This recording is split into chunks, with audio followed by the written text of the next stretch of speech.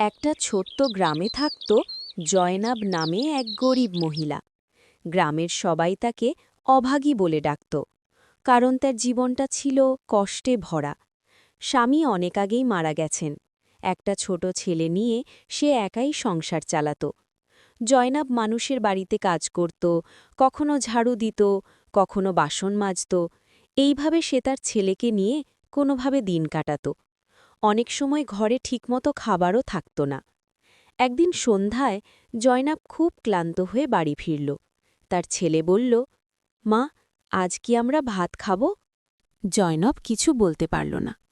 তার চোখে পানি চলে এলো। সে বলল, বাবা, একটু অপেক্ষা করো।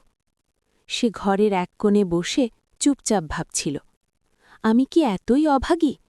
আমার সন্তানের জন্য কিছুই করতে পারছি না। ঠিক তখনই দরজায় টকটক শব্দ হল। জয়নব দরজা খুলে দেখে এক অচেনা মহিলা দাঁড়িয়ে আছেন। মহিলা বললেন, আপা, আমি পথ হারিয়ে ফেলেছি, একটু পানি পাব? জয়নব হাসি মুখে বলল, অবশ্যই, আসুন। সে ঘরে নিয়ে পানি দিল, আর যা ছিল তাই দিয়ে একটু খাবারও দিল। মহিলা অবাক হয়ে বললেন, আপনার নিজের তো তেমন কিছু নেই, তারপরও আপনি আমাকে দিলেন? জয়নব শান্তভাবে বলল, যা আছে আল্লাহর দান, ভাগ করে নিলে কমে না। মহিলা কিছু না বলে চলে গেলেন।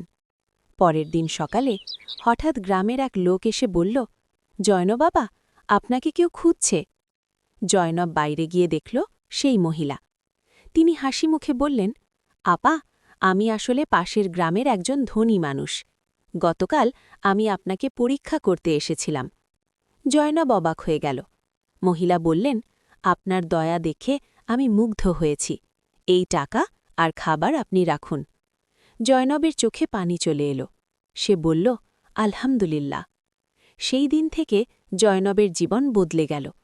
সে আর অভাগী রইল না। গ্রামের মানুষও বুঝতে পারল সে অভাগী না, বরং সে ছিল সবচেয়ে বড় মনের মানুষ।